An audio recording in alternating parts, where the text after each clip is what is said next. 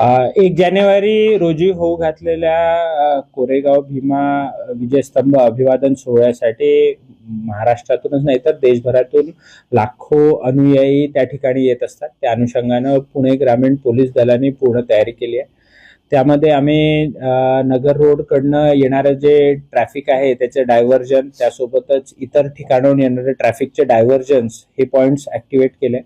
अनुयायांसाठी पार्किंगची व्यवस्था केली आहे, जेणेकरून ते त्यांच्या 2 व्हीलर 4 व्हीलर किंवा बसेसमधनं जर येणार असतील तर त्यांच्यासाठी सुसज्ज अशी पार्किंगची व्यवस्था करण्यात आली आहे.